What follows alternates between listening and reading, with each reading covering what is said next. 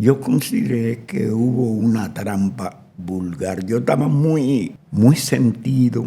¿Cómo ve usted la nación? Y ahora que estamos viviendo una nueva etapa, ¿cómo ve usted República Dominicana? Ahí en San Miguel, hablando donde yo nací, ahí no había nada. Sí, había frutas, mango, vaca, chivo, puerco. El motivo de yo venir aquí al país es porque yo siento que nuestra música está muy débil para lo que fue en los años de gloria. De gloria. En primer lugar, yo soy un músico de ritmo, de merengue tambora, un tamborero. Y entonces fui un seguidor de quien en gloria debe de estar. Se llamó Johnny Ventura. 2 horas tocando sin parar. El conguero, las manos se le sangraron porque era una cosa extremadamente difícil. El tipo dijo, esa gente lo que parece es una tribu de esos africanos, y como la mayoría éramos negros, y a mí me gustó, yo lo escuché, y eso se me quedó. Juliana, qué mala eres, Juliana, qué mala eres. Bueno, hice un corito, Juliana, qué mala eres, qué mala eres. Esa noche comencé a escribir.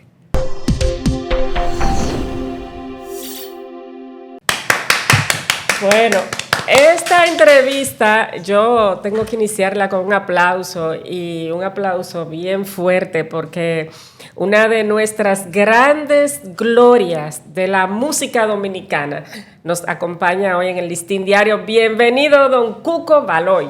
Muchísimas gracias, distinguida señorita. Mire, para mí en verdad que es un privilegio después de algunos años de ausencia volver a este gran salón de prensa de este interesantísimo periódico de nuestra sociedad. Gracias por la invitación. No, yo creo que usted nos honra aquí con su presencia, y gracias a usted por aceptar nuestra invitación. ¿Qué tiempo tenía usted que no visitaba nuestra redacción del Listín Diario? Muchos años, de verdad que muchos años. Como no me gusta mucho decir la cosa sin tener la precisión. Exactamente, yo te voy a decir que muchos años que no le visitaba. Pero yo pienso que la vida es así y que la vida es un itinerario de cosas que tenemos que ir haciendo de acuerdo al código que traemos cuando llegamos a este mundo. Así es. Usted vive en Estados Unidos. Sí. Desde los años 80, se fue, 90. ¿En qué Sí, yo salí para los Estados Unidos en el 89. Recuerdo que, bueno, y discúlpeme que entremos de una vez en este tema, que usted se fue porque el presidente que nos gobernaba en ese momento, creo que era Joaquín Balaguer. Usted obviamente ha sido un participante del PRD desde siempre y no estuvo de acuerdo con los resultados de las elecciones. Es cierto, ya que estamos aquí, porque este es un dato histórico, es cierto que usted se fue del país molesto con los resultados de esas últimas elecciones presidenciales aquí en República Dominicana. Muy interesante su pregunta. Y sí, aunque eso no se difundió en el tiempo que lo hice, pero en la última elección donde... En 1986, que regresó Joaquín Balaguer a... Sí, entonces yo consideré que hubo una trampa vulgar. Yo estaba muy sentido porque el partido, el PRD, iba ganando las elecciones y de un momento a otro apareció lo que siempre se acostumbraba en este país y quedó Joaquín Balaguer. Es verdad que eso me lastimó mucho. Y yo dije, creo que ya hay poco lo que tengo que buscar aquí. Sí. En el sentido de los cambios que uno como un ciudadano que siempre ha anhelado lo mejor para su país. Pero pienso que parte de lo que le dije al comienzo, llegó un momento donde el itinerario de la vida a seguir me dijo, pues, cógete unas vacaciones. Y estando allá con esa decisión que ustedes, o sea, tomó, ¿nunca ponderó regresar? Si el PRD, de hecho, que regresó, creo que fue en el 2002 con Hipólito Mejía, ¿no ponderó usted regresar al país para quedarse definitivamente otra vez? Después que uno inmigra, porque ahora eso está muy de moda, la cuestión de la inmigración. Sí. Mi esposa es puertorriqueña y ella fue quien me hizo la invitación porque veía que yo llegaba con ciertas frustraciones al hogar. Me dijo, ¿por qué no nos vamos un tiempito para que lo coja de vacaciones, a lo mejor? Y yo acepté para complacerla. Luego, al llegar allí, llegué como a un lugar donde por los derechos del ser humano, como que encontré algo que aquí yo no había tenido. ¿Se sintió acogido? Sí, yo soy una persona que me gusta, le tengo temor a las leyes, por eso no me gusta violarlas. Y aquí yo llegué en un momento que andaba solamente con la calva afuera, y como he sido una persona muy querida, los policías, por ejemplo, en una información de tránsito, no, ese cuco, que se vaya. Yo no andaba ni con cédula, ni con segura, y eso seguro, ni con nada, porque era prácticamente, vulgarmente, vamos a decirlo, una rebeldía contra lo que yo consideraba que era de mis derechos, prohibirme parte de mis derechos, lo que pasaba en la sociedad en general. Ya. Y no consideró tampoco usted que marchándose, bueno, y quizá echando el pleito desde el PRD, pues tal vez podría usted tener una participación más activa en esto que le estaba afectando en ese momento. O sea, consideró irse para descansar, para sentirse un poco mejor por lo que le estaba afectando allá en Estados Unidos. Decidió continuar con su carrera, ¿fue así? Sí, desde muy temprana edad yo había soñado con cambios. Okay. Que me siento bien porque la juventud de aquella época, antes de la partida mía, estuvimos de verdad en las calles exigiendo, y gracias a Dios a ese tiempo de aquella juventud pujante con muchos amigos que de verdad se perdieron en el camino, pero vi mi profesión, la puse como base fundamental para expresar lo que yo quería. Y entonces no veía que eso llegara a ese momento, y prácticamente me vi frustrado.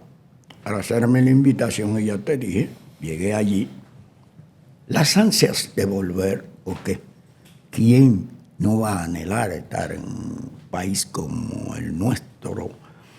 Uno de los países maravillosos que debemos de estar.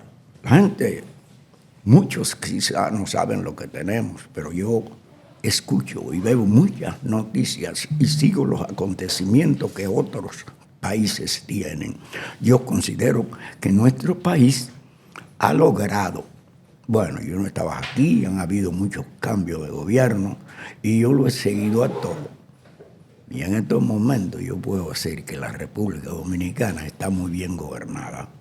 Bueno, pues usted me acaba de responder esa siguiente pregunta que tenía para usted. O sea, ¿cómo? Porque yo sé que usted siempre viene de visita. ¿Cómo ve usted la nación? ¿Cómo la observa en el sentido de que usted desde siempre ha sido una persona que ha luchado en favor de la democracia de República Dominicana desde los tiempos de Trujillo, luego en el PRD con Balaguer, y ahora que estamos viviendo una nueva etapa, ¿cómo ve usted República Dominicana? Yo sinceramente entiendo que los problemas son del mundo. Hay veces que hay temores porque se están mirando acontecimientos hasta la misma, los problemas climatológicos están castigando al mundo. Entonces, en lo que las sociedades del mundo pretendemos, yo veo los problemas de México, de Costa Rica, de Puerto Rico, de Estados Unidos, de todas partes. Porque yo vivo siempre, no soy político, pero soy un ciudadano que sufre los acontecimientos que lastiman especialmente a la clase de donde yo soy, a la clase pobre. Y definitivamente la República Dominicana ha tenido gobernantes,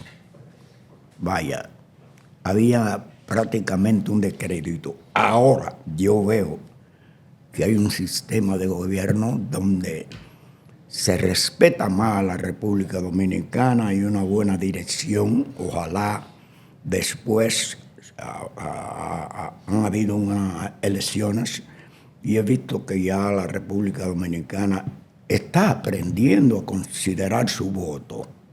Sí. Y eso es muy bueno.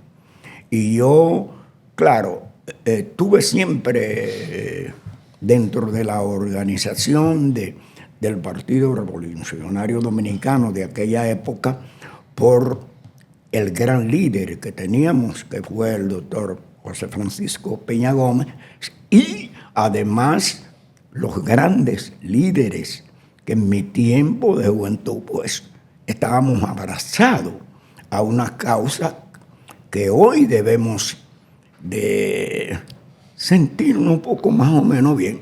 Y en estos momentos pienso que la República Dominicana, como va su organización, tenemos problemas graves, especialmente con nuestra frontera. No me profundizo mucho en eso porque a no estar en el suelo patrio, aunque sí bien informado siempre, quien no sabe los acontecimientos, pero hasta ahora se han sabido llevar. Sí, y es momento de hablar de música. Sí. Don Pupo, porque ese es su nombre. Sí. Pupo Baloy. ¿Y cómo lo sabe? Don Pupo. Porque la gente, su nombre artístico es Cuco. Sí. Pero sus padres lo declararon como Pupo. ¿Y ese nombre? Bueno, yo no entiendo. Usted no sabe de dónde sale. Mira que tengo muchos años de vida. Y mi madre muere yo muy pequeño. El apellido Baloy viene de mi mamá. Okay. Cuando mamá muere, yo tenía 4 años. No se casó con mi padre. El papá mío, un hombre ejemplar, un campesino de esos templados de aquella época, que los hijos, a base de consejos, él hablaba mucho y pienso que heredaron eso. Yo hablo mucho con mis hijos, soy muy abierto, todavía tan hombres y por ahí. Y cuando hay que hablarle, porque... Usted corrige todavía. Sí, tienen que caminar. He sido afortunado con los hijos, aunque quizá no completo, pero sí, porque mis hijos me han respetado, me han querido, han aplaudido el camino que yo le he enseñado y lo sí, han honrado. Sí, y me siento muy bien. Y entonces, usted tiene el apellido de su mamá, sí, Baloy. Sí. Allá en Mano Guayabo fue que usted nació. Sí, San Miguel, sección San Miguel, le decíamos en esa época, no sé ahora. Ya. ¿Y cómo es que nace ese deseo por la música en esos tiempos que había muchas limitaciones, ¿no? ¿Cómo incursiona usted en la música? Porque de hecho usted estudió música en el conservatorio. Sí, yo pienso que yo nací con ese regalo, porque ser músico, saber lo que es la música, sentirla, vivirla, es algo muy especial, la música. Y desde niño, qué sé yo, me vi que era una gran profesión, siendo pequeñito. Y entonces, lo primero que hice fue, pues, ser percusionista. Okay. Esa pregunta, por lo regular, se repite mucho, Sí. pero son las bases de un comienzo de un niño, y así como usted lo dice, lo que ha pasado en mi persona ha sido yo mismo valorando las cosas. Extraordinario. Súper, porque ahí en San Miguel, hablando donde yo nací, ahí no había nada. Sí, había frutas, mango, vaca, chivo, puerco. ¿Y cómo llegan esos primeros acordes, usted siendo un niño allá en San Miguel? O sea, ¿qué es lo primero que usted escucha de música allá? Y cómo que fue primero percusionista, pero que quizás que usted recuerde, ¿qué es lo primero que usted le saca sonido? Bueno, la tambora. La tambora. Sí, la tambora. Había un trío de acordeón de nuestro folclore, Perico Ripiado, y celebraban esas fiestas patronales en ese, yo diría, un caserío, todos los años. Y había un señor que tenía un trío de acordeón llamado Nicito Germán. Y con ese pequeño grupo musical allí se hacían muchas fiestas. Y yo me enamoré de una forma de tocar la tambora de un tipo que iba de la ciudad capital allá a Mano Guayó siempre, todos los años se pasaba allá porque era un tremendo tamborero. En la forma de tocar la tambora yo la seguí. Y ese fue el comienzo, la gran ilusión. Hasta que a los 10 años, la primera tamborita que yo hice como niño, te estoy hablando un juguete, ponle tú, la hice yo mismo. Es bonito recordar eso. Sí. ¿Y de qué la hizo? Sí, yo me gusta hablar de eso porque eso es increíble. Y no sé de dónde salió, porque mi mamá muere muy temprana edad y mi papá no tocaba ni siquiera. Es más, yo nunca vi a mi papá bailar. Era un hombre muy, muy personalmente tranquilo y esa cosa. Pero Dios me dijo, toma ese regalo, trata de administrarlo. Y eso he hecho. Y de aquella generación son muy pocos los que quedan. Y ser querido Sí. como Cuco Baloy en el mundo. Bueno, aquí en esta redacción, señores, no lo filmamos, pero la juventud se puso de pie y aplaudió a don Cuco Baloy desde que llegó a esta redacción, y de verdad que yo me sentí muy, muy contenta porque que la juventud, niños que tenemos aquí, pasantes, jóvenes que son redactores, veinteañeros, se ponga de pie a honrar una gloria musical. De verdad que yo me sentí muy contenta y muy honrada por ese regalo que le dio la redacción de este periódico. Un gran regalo. Y eso pasa conmigo casi en todos los lugares del mundo. Fui uno de los mensajeros en su tiempo, y que precisamente el motivo de yo venir aquí al país es porque yo siento que nuestra música está muy débil para lo que fue en los años de gloria, que fueron los 80, donde yo tuve una buena participación, que tuve la oportunidad junto al hijo ya que crece conmigo, junto al hermano mío viéndonos tocar, que es Ramón. Y Ramón es un líder de nuestra música y más allá, porque Ramón no tiene ningún ritmo, cualquier cosa que se ponga a hacer. Lo hace perfectamente bien. Y el grupo de Los Virtuosos, como se llamó al comienzo, después de salir, he tenido varias épocas, porque todas las personas que saben lo que es la música cubana saben que un dúo, los ahijados. Sí, sí, sí. Sabemos que usted inició con los ahijados sí. Y que ha tenido un tránsito por la buena música tropical, el son, el montuno, el bolero. O sea, usted no solamente es un músico que viene de un solo ritmo y ha hecho un aporte extraordinario a la música tropical, no aquí como dominicano, sino en todo lo que es Hispanoamérica. ¿Cómo transita usted por todos esos ritmos, comenzando con su hermano Martín, cuando ustedes deciden hacer el grupo el trío o dúo, los ahijados? Sí, primero se llamaba el dúo Baloy. El dúo Baloy, sí. Hasta que llegaron los compadres. En el 1958 me enamoro de esa música como se enamoró el país. De esos sones típicos cubanos que era un solo radio. Y entonces cantábamos boleros nosotros, el hermano mío y yo, que descanse en paz porque murió, y cuántas serenatas, cuántas cosas lindas de aquellas canciones de antaño que la añoro.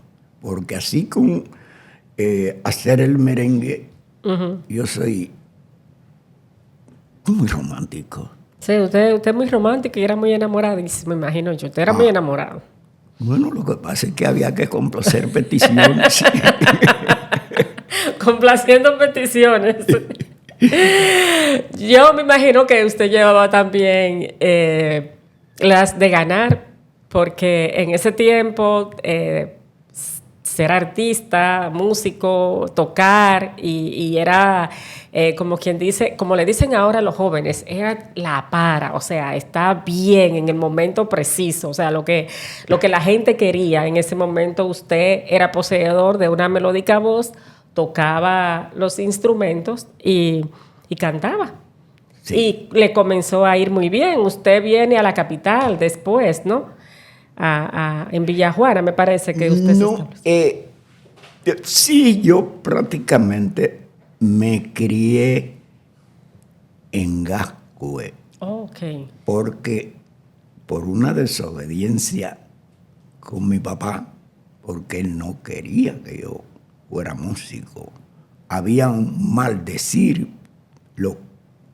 para que una persona que tuviera un hijo llegara a esa profesión, porque decían que los músicos se volvían borrachones. Y en realidad era verdad, pero eso depende de cuál formación traer a uno, especialmente en el cerebro. Yeah. Porque yo he pasado casi por todo el peligro, porque, por ejemplo, que usó la gente en aquella época, no voy a negar que no me daba mis tragos, pero de ahí más nada. Yo he estado en muchos lugares y yo no conozco un cigarrillo de marihuana. No, porque cuando fui, por ejemplo, a comenzar a visitar a los Estados Unidos, yo estaba muy bien ilustrado en mi mente el peligro que representaba ese vicio. Y aunque me daba mis tragos, pues yo decía, no voy a traer otro. Y pienso que me porté bien y me sigo portando bien. Por eso tenemos 87 años, con esa lucidez y muy bien, don Cuco, muy bien. Entonces usted vino a Gascue a estudiar música. No, fui a una casa de unos señores ricos, okay, como jardinero. Okay. Yo llegué ahí teniendo algunos 14 o 15 años y me dieron un apoyo Claro, yo siempre he tratado de ser correcta en lo que hago y de cumplir con lo que se me ordena. Bien portado el muchacho, de chiquito. Sí, entonces esa gente me cogieron a mí un cariño inmenso, ¿no?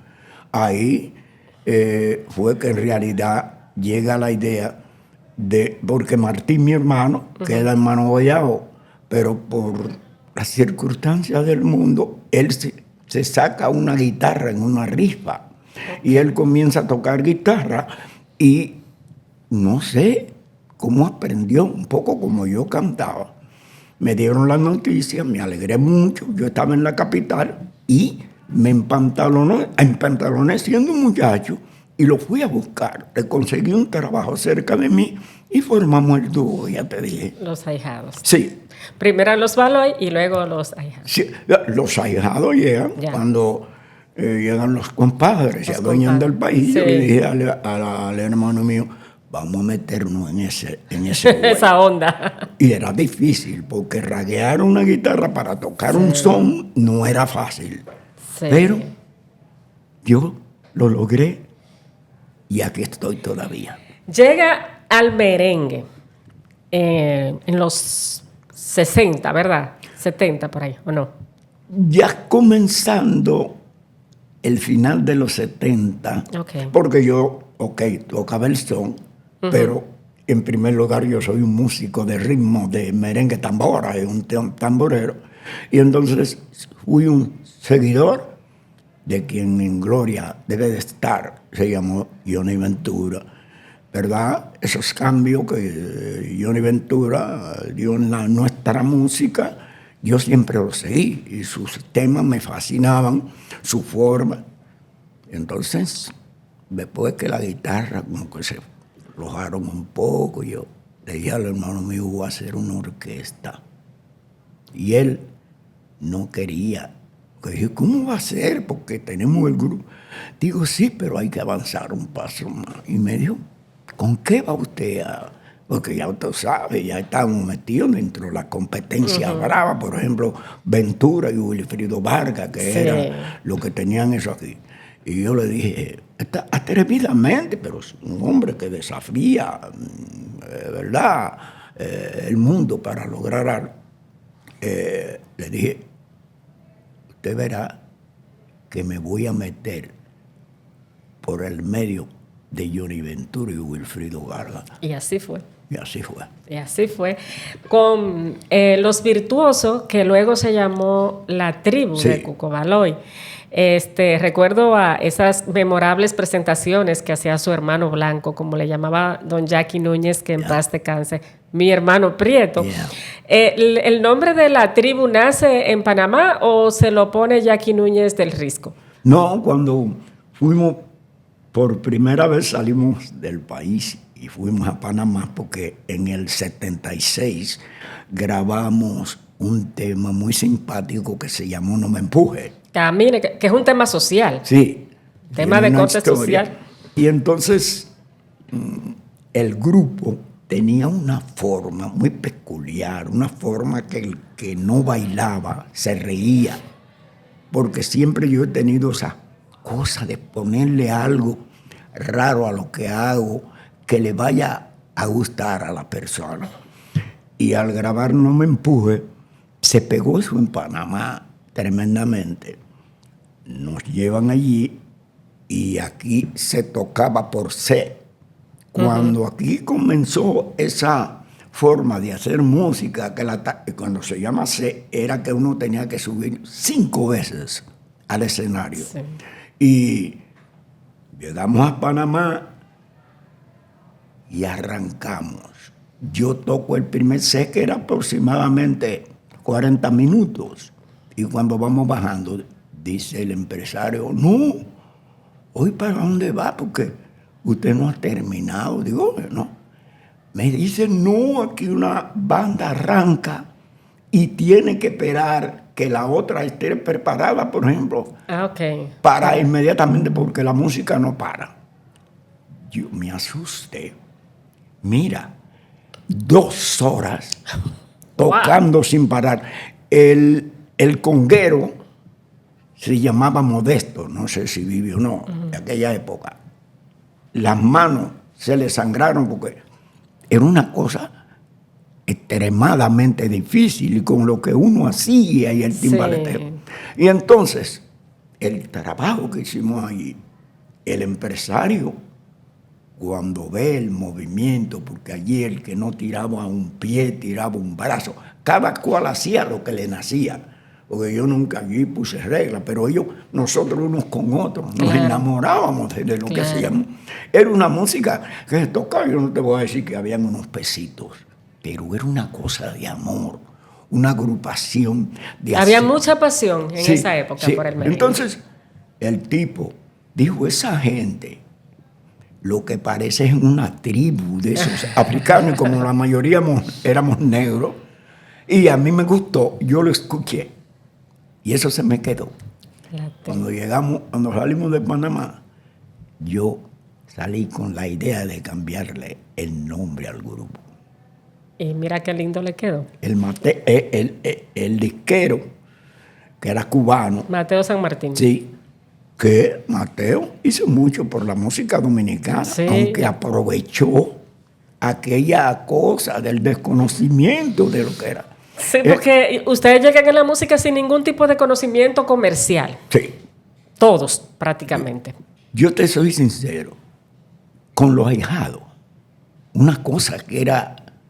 Todo lo que hacíamos era un éxito. Todo. Yo no recuerdo haberme ganado 5,000 pesos en baile. Wow.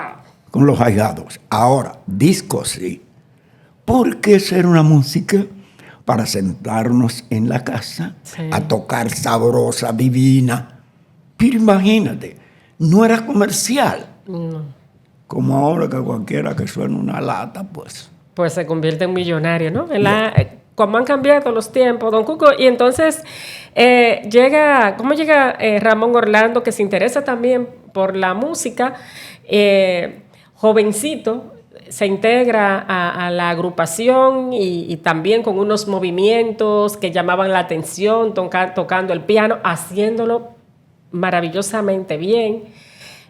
¿Cómo llega Ramón a la orquesta? No, el día que se dio el primer acorde...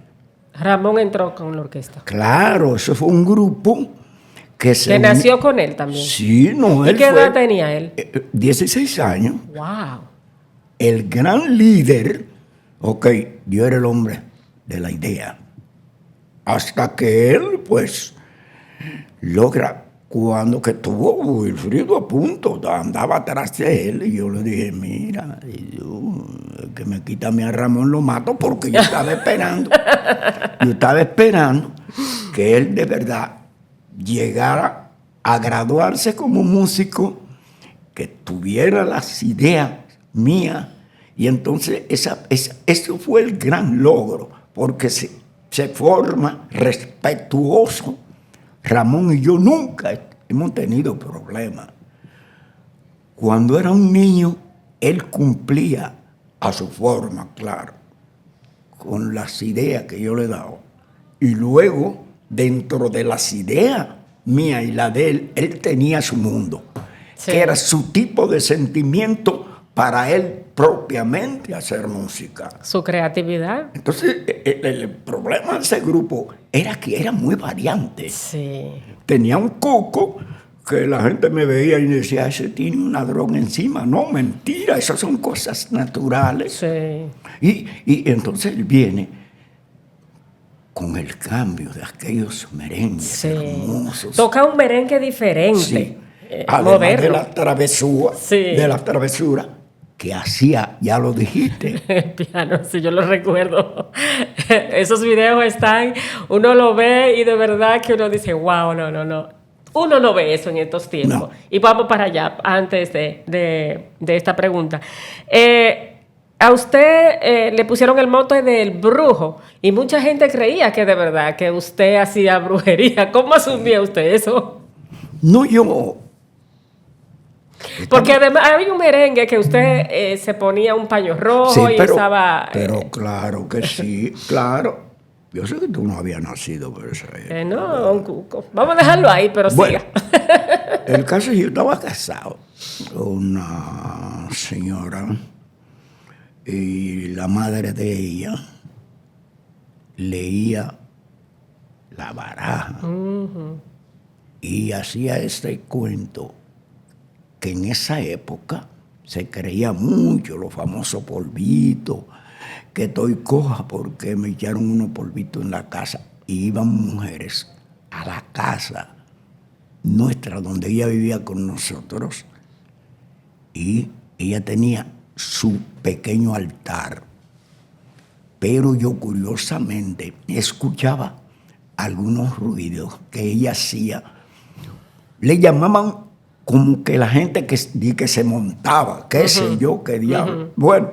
Pero perdón, ¿era su esposa o...? No, la mamá de la esposa que yo tenía. Ah, ok, su suegra. Sí, que descanse en paz. Entonces, a mí se me ocurría chisquear por la puerta, ¿no? Había mucho respeto. Y yo veía que ella le hacía unos movimientos y se tomaba un trago, una cosa. Y le hacía muchísima mucharaña, ¿verdad? El grupo que estaba por entrar en el asunto, yo estaba grabando, incluso los músicos como que estaban desesperados. Y a mí se me ocurrió seguir lo que estaba mirando que hacía la señora. Y dije, voy a hacer un tema como esto, porque ahora no. Las mujeres no le hacen, no tienen eso, aunque a veces piensan su cosita, pero en aquella época... la gente tiene sus creencias todavía, la verdad hay que decirla, pero en ese momento, que también era un tema muy reservado para la televisión. Sí. Y usted apareció con esta innovación. Yo recuerdo a usted en el show del mediodía con un pañuelo rojo que se puso y la gente pensó en ese momento que de verdad usted era brujo. Y usted lo que estaba era haciendo un show, claro. Llevando con el merengue parte de lo que quizá de la cultura africana que heredamos nosotros y realmente... decían, recuerdo, que la gente se le acercaba a usted. Sí. Para que le hiciera trabajo. ¿Era así? Claro, tuve muchísimos problemas porque la gente en verdad que creía que yo era brujo, pero ¿qué brujo? Yo eso no sé nada. Y no voy a decir que en aquella época aquí los generales iban a ese tipo de cosas, sí. Le daban su baño y la señora, ustedes se merengue, claro, él lo pongo para arriba, eso se lo puse yo. Cántemelo un ching, don Cuco ahí. Doña Pulula una tarde valera de una varana, donde un brujo muy famoso que viene. Lo pongo para arriba. Y lo pongo para arriba. Y entonces era que la señora le daba como una vuelta a las mujeres y entonces se sacudía. Y yo lo pongo de lado, cabeza para... Cabeza de lado, no sé, lo tengo amarrado. Lo tengo enredado. Bueno, en fin, que hice esa comedia musical. Es una representación musical. Y cuando eso salió, el señor Homero Díaz era... Jefe de la policía, ¿no era él? No, jefe... ¿Del ejército? No, del departamento de control, ¿cómo era que le llamaban? A él, bueno, Homero Díaz, sí, yo sé León Díaz, sí, porque su hijo...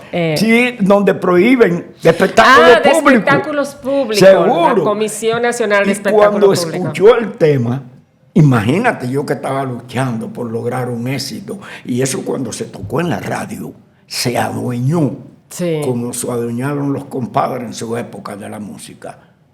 Ese número, al mes de salir, yo tenía por lo menos 30 bailes. Wow. En el mes. Todos los días tocando. Y eso se cambió la sociedad para ahí. Esos tiempos del show. Y fue que Homero quiso prohibir el tema. Y a mí me dan la noticia y yo le dije, mire, si prohíbe eso, tiene que matarme. Así mismo. Y él lo que hizo fue que se rió. Porque imagínate. Es que eso no decía dice, nada, porque además sí, realmente sí, eso era... pero como dicen que la brujería, Sí. esas cosas. Pero eso era extremadamente que le fascinaba a todo el mundo. Que lo sepa el mundo, que fue una representación artística, porque yo sí recuerdo que se comentaba en los periódicos, en los programas de radio, que a usted se le acercaba a la gente, porque de verdad que... Y de hecho se le quedó el mote, el brujo Cuco Baloy, Yeah. porque también aprovechó la publicidad del tema, ¿no? Claro, fue un gran logro Sí. musicalmente. Un gran logro que ahora... Usted pasó por la salsa, Juliana, qué mala eres. ¡Wow! ¡Qué temazo, Dios mío! ¿Cómo llega usted? Bueno, el son y la salsa no es que están muy lejos y usted es un músico. Ese es uno de sus grandes éxitos internacionales, Don Cuco. Sí, esa es la identificación de Cuco Baloy, ese tema. Y por eso te digo que el ser humano llega un día a la vida, otro se va, pero uno viene con su regalo. Sí. Nosotros ya hablamos de Ramón, se cría conmigo, Martín con la guitarra, haciendo música cubana, el merengue por tradición, y ese muchacho que no hablaba mucho, lo que hacía era cumplir con un deber, con su música grande por dentro, se logra muchísimos éxitos. Y vamos a los Estados Unidos por primera vez. Mateo San Martín nos lleva al lugar donde grababan todos los músicos de la Fania, el mejor estudio, porque las grabaciones mías las hacía yo aquí. Y con esa gran ilusión, pero no, Henry García, que era... Una de las mejores voces y grandes voces. El smoking Sí. de esas melodías preciosas. De la interpretación, porque realmente. era Sí. ese grupo, un grupo que tenía de diferentes cosas. Sí. Y entonces Henry García era la estrella de... Sí. Bueno, ok, vamos a los Estados Unidos a grabar en ese estudio. Mire, eso era una cosa grande. Pero Cuco había grabado sus 5 temas que le pertenecían aquí para el álbum y yo voy sin tema. Ya. Cuando estamos grabando allí, el ritmo, la base de esos Nació Varón, bueno, una cantidad de éxitos que todos fueron éxitos internacionales. Yo me voy poniendo celoso y le di a Ramón, mira, yo no me puedo ir de aquí sin grabar nada. Yo que soy un sonero, y le dije, cuando terminamos esa tarde, yo me fui con esa tristeza. ¿Y dónde está lo que tú vas a cantar? Inventé, buscando, así en el armario, en mi recuerdo, ¿qué hago? Y alguien, porque eso de Juliana, yo no tenía relación con ese nombre, y de repente me viene eso a la mente. Wow. Juliana, qué sonoro. Juliana. Entonces le agrego lo que a mí me pasó en los primeros amores. Una traición, unos amores, un engaño, y me enganché. Juliana, qué mala eres. Juliana, qué mala eres. Bueno, hice un corito. Juliana, qué mala eres, qué mala eres. Esa noche comencé a escribir. Y como una cuestión de un desamor. Y yo, un amargado de por vida en eso. Entonces, hice unos cuantos versos. Al otro día voy al estudio con Ramón. Hice una cuestioncita que tú me le vas a poner música. Oye, eso. Los mejores éxitos salen así. Wow, es impresionante, Dios mío. Y entonces, Ramón, muy respetuoso conmigo, Me dice, vamos a poner todo lo que se necesita con Henry. Y después usted me dice, porque yo le dije, tú te has de dar cuenta que estás viendo los ahijados. Y yo te voy a tararear. Déjenmelo ahí. Y cuando grabamos Henry, papá, ¿qué es lo que tiene? Mira, yo hice esto. Yo le dije lo que te acabo de decir. Ponle un tumbadito. ¿Cómo? Ponle conga la música de los ahijados. Y así lo hicimos. Wow. Ok, vamos. Tremendo tema, Dios mío. Esto va a ser así, Ramón. Papá, porque es un genio. Sí, es un genio. Mire, ok, hizo la base, cogió la trompeta, hizo ese mambito, ¿no? Mira, yo te voy a decir a ti una cosa.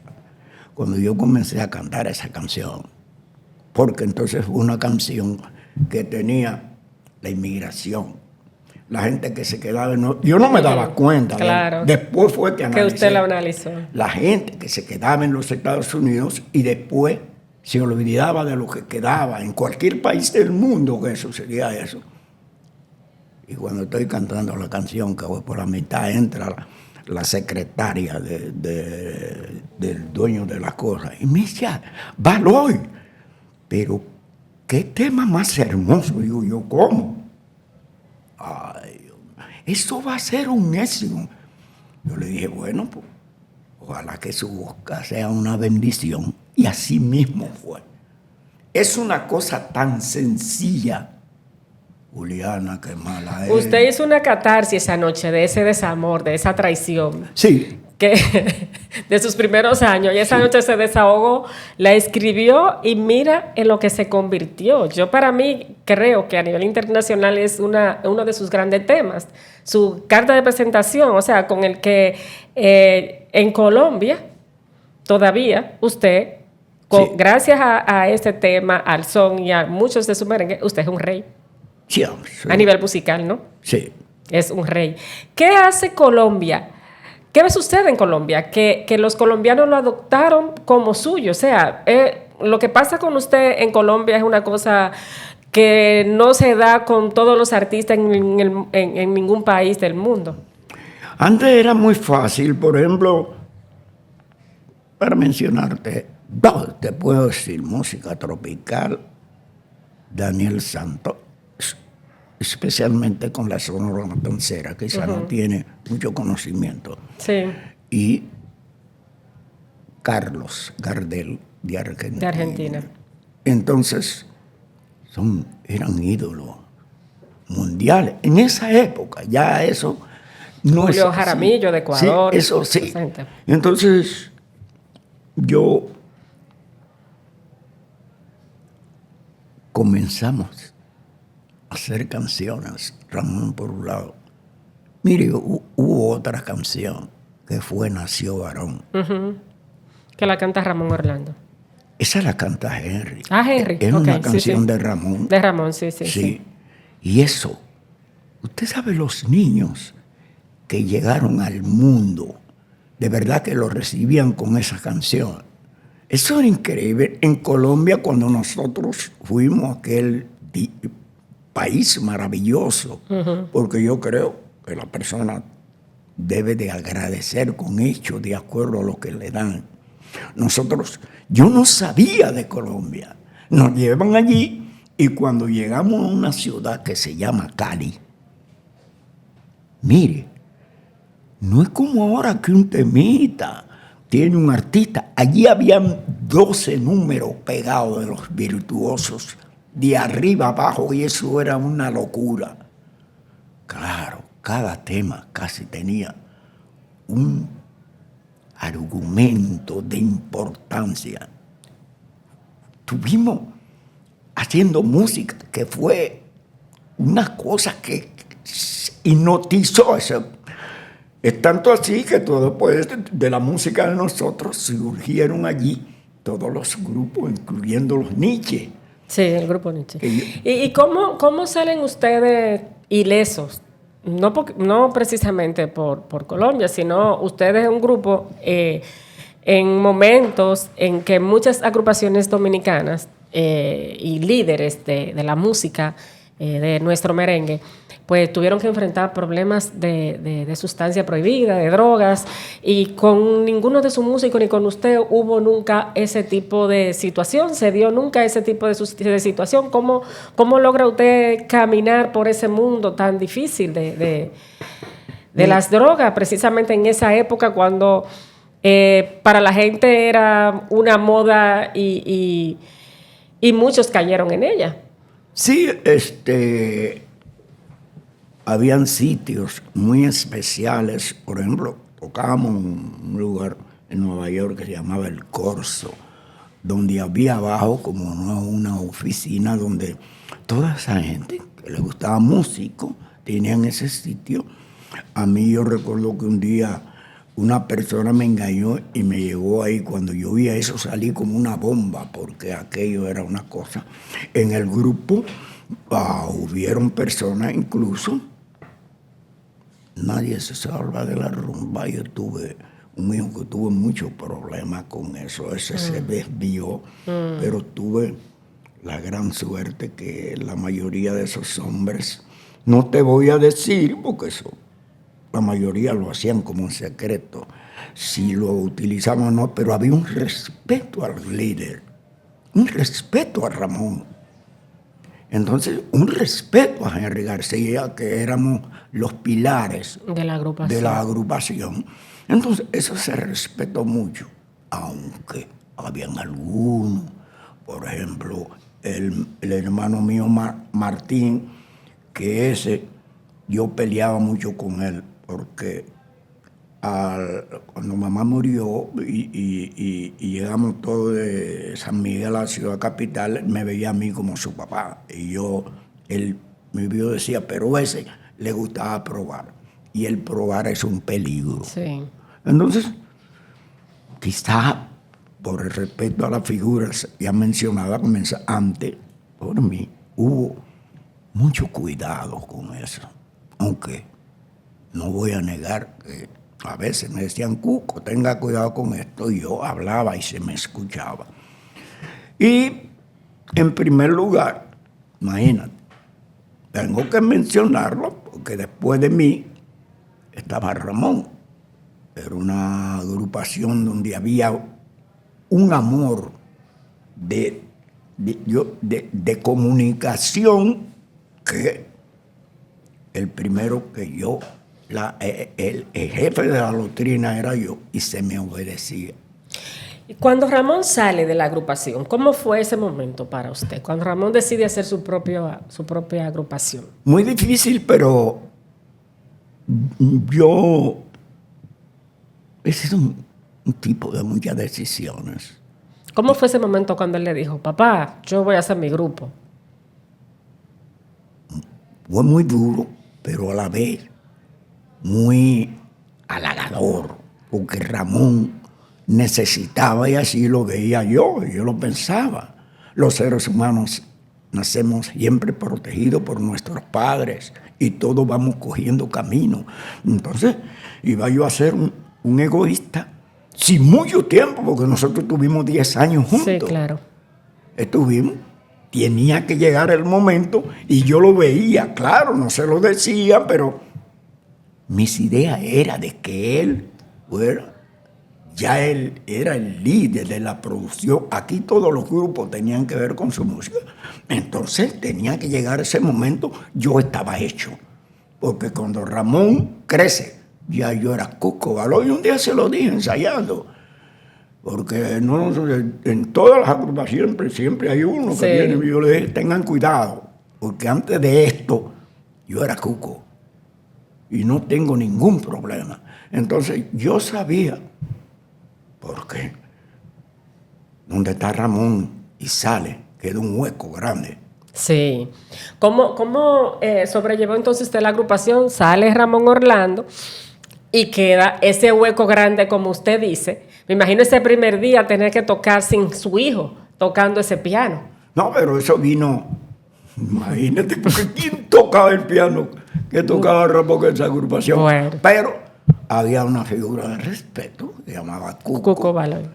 Pero usted como padre, me refiero. Sí, no, y como yo, la gente siempre, porque yo estado siempre disciplinado. Ya. No trato de pasarme Ya. de lo que yo no soy. Ya. Ahora, donde yo estoy, ahí hay cosas. Y Ramón y yo nunca hemos estado. Claro, él hizo su agrupación y nosotros lo conversamos. Hicimos un merengue que fue un éxito. No. Con un jovencito llamado Gaby Aria.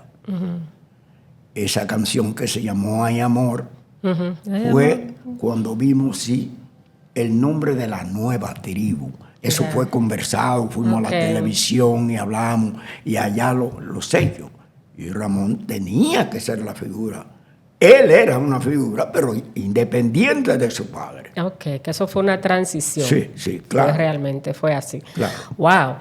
La verdad sí que es una historia de música, ahora que usted menciona y me trae a colación ese tema de Gaby, que lo grabó, que también fue un éxito demasiado grande, don Cuco, ¿no? Una pena que pasó con ese muchacho. Era la época que comenzó allí a conquistar a cualquier joven que viniera creciendo en otro lugar y se lo llevaban a base de que te doy un carro, que te voy a hacer una agrupación. Sí, y entonces eso pasó con ese muchacho que estaba pegado en Colombia. Eso de Hay Amor es un niño en Venezuela.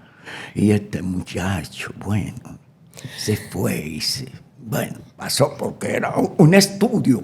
Cuando él vino hacia mí, que él pertenecía al grupo, creo que Chocolate, que él viene de esa época, bueno, tenía esa soltura. Y Ramón y yo lo preparamos 3 meses con él ensayando, y cuando salió yo ahí una figura extraordinaria, lamentablemente, pero cada cual tiene derecho a elegir su camino. Hubo un tema que usted trató al principio de esta entrevista, y es sobre lo que está pasando con nuestra música dominicana. Me refiero a todo lo que se hace como música aquí en el país, que obviamente tú dices, no es lo mismo, no es igual. Obviamente se está viviendo otra época, es otra sociedad, otros consumidores de música, otros gustos. Pero, ¿cómo ve usted el panorama en cuanto a lo que es producción musical aquí en República Dominicana? Dije, hay que tener mucha responsabilidad para creer en la verdad, especialmente en este tiempo que vivimos. Porque yo tengo cierta tristeza y miedo, porque a medida, y pienso que esto ha pasado, porque como se le ha perdido como la fe a los que gobiernan, y hay como una rebeldía. Y eso no es aquí en la República Dominicana, eso en el mundo. En Estados Unidos hay una cosa del otro mundo. Pero lo que está pasando aquí con el merengue, y digo aquí porque el merengue es una música internacionalmente querida. Mire, son muchos los países que darían, yo no sé qué, por tener un género musical que lo baile el mundo, en Europa, en Estados Unidos, en África. El merengue es una sensación. Y entonces, aquí se comenzaron, el merengue ha tenido muchas épocas, después de esos años 80, la gente, los compositores, porque el merengue, te puede coger una balada, una canción, y ponerle una tambora, pero eso no es ese no es el puro merengue. El puro merengue al oscuro, metí la mano, que lo oscuro. Por eso tengo a Johnny Ventura y lo digo donde quiera, como la figura que hizo crecer esa modalidad, porque... ¿Usted cree que se le hizo mucho daño al ritmo el hecho de que se adaptaran baladas, vallenatos a merengue y no se diera esa producción autoral de canciones propias de merengues, que nacieran como merengue como tal? Cuando en ese tiempo, yo no voy a decir que eso es tanto daño. Lo que ha causado tanto daño ha sido que nosotros, los músicos, no hemos dejado acorralar. y circunstancias, especialmente la económica, porque de nada le vale a Cuco hacer un buen número si la gente no los escucha. Si la difusión a través, como se hacían antes, claro. Yo grababa un merengue en los años 80 y a la semana todo el mundo cuando iba a tocar el nuevo, porque se difundía a nivel. Pero los tiempos han ido cambiando y esa forma que había ha cambiado. ¿El Estado cree usted que ha volteado la cara, no se ha ocupado de preservar nuestra música, específicamente en el merengue? ¿Cree usted que el Estado ha tenido responsabilidad en esto? Bueno, lo digo porque es dueño de emisoras, no se le ha dado el apoyo en las emisoras estatales al ritmo. Mi música siempre, por lo regular, la gente de cariño la toca. Entiendo que los tiempos van variando. Claro. Pero dejarse acorralar para que su ritmo... Yo no creo que haya un país sin música. Entonces, cada país tiene su estilo de música.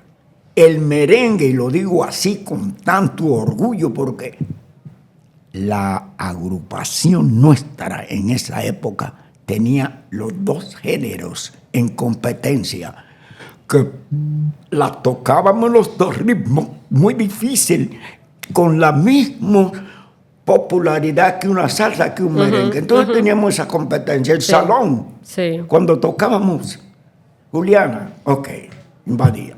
Pero cuando tocábamos Maldita Cola, eso se doblaba.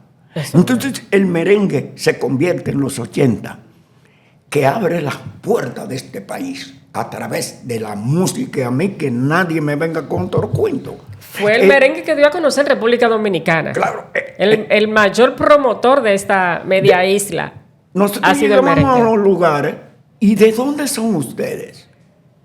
Mire, en Colombia, ese merengue que ahora es una de las músicas más anheladas. Más anheladas, sí es. Lo que pasa con el merengue en Colombia comienza, ¿qué es lo que tiene el carnaval de Curramba? Un merengue que nosotros grabamos, pero ese tipo de merengue no ha sido en Colombia.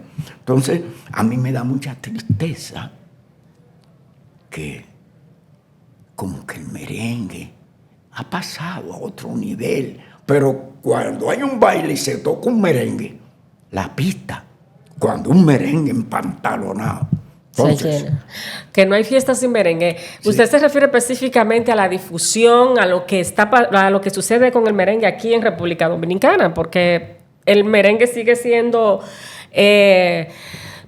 los merengueros siguen trabajando a nivel internacional, igual que aquí, pero ese brillo que tuvo en los años 80, pues se ha ido opacando aquí en el país. ¿A eso que usted se refiere? No, yo lo que me refiero es que los temas grabados, como que se acabó la forma de la creación. Entonces, tú me hablaste que cuando yo voy llevando aquí en este país y vengo por un merengue que acabo de grabar, yo no quiero decir que está bueno o no, pero le prometí a mucha gente que Cuco Baloy iba a hacer un merengue. El merengue está hecho. Se llama Tu Cumpleaños. ¿Cuántas canciones yo tuve que escribir para encontrar un tema que encajara con el ritmo que tiene un verdadero merengue? Fueron muchos. ¿Lo grabó ahora aquí? Sí. Yo te lo voy a mandar. Porque yo no quiero decir... Yo quiero que la gente escuche y que valore. Y que si no tiene lo que yo estoy diciendo, que se olvide de eso. Pero así difícil, un merengue templado. Nosotros lo vamos a tocar en el programa de María Cela. Esta noche. Jueves. Sí, así es. Es un riesgo porque ningún tema casi se toca para ensayarlo y ir a la televisión. Es un tema, tiene su ritmo y lo que dice la canción. Entonces, creo que es un merengue como juré hacerlo. Bueno. Porque cada ciudadano, permítame, que sepa hacer algo, tiene que hacerlo en un momento determinado por su país. Un país sin música es un muerto, un país muerto. Y el merengue es uno de los ritmos más sabrosos que tiene la humanidad. Así es que te voy a decir que te voy a mandar, porque ustedes, yo hice el merengue, falta que se distribuya. No sé si el gobierno, yo siempre soy agradecido porque mi música se suena y que me ayuden. Nunca he pedido nada, pero sí le pido al que pueda que ponga ese merengue. Bueno, pues así será. Ojalá que este tema sea también un buen repunte para nuestro ritmo, como dice usted que tanto lo necesita. Tenemos jóvenes merengueros, pero que vean quizás a partir de este tema lo que es un verdadero merengue y a lo que se refiere Don Cuco musicalmente. Entonces, de verdad que decirle a Don Cuco gracias, esas no son las palabras que quizás usted se merece por esta entrevista y por usted compartir este momento histórico con nosotros. ¿Qué le digo? Ojalá que cuando usted vuelva podamos volver a sentarnos otra vez y continuar con su historia y hablar de todo lo que a usted le gusta. Bueno, tú sabes, soy uno de los seres humanos afortunados en la profesión de la música. Creo, ahora le quité el título porque no está a don Joseito Mateo. Si a mí hay que respetarme porque yo soy el más viejo. Ahora, el de más tiempo en la música se llama Cuco Baloy. Y quiero poner un granito de arena a ver si repunta nuevamente esa música sabrosa que se llama merengue. Bueno, pues muchísimas gracias, don Cuco. Gracias por esta entrevista y por nuestra visita aquí en el Listín Diario. Gracias por recibirme.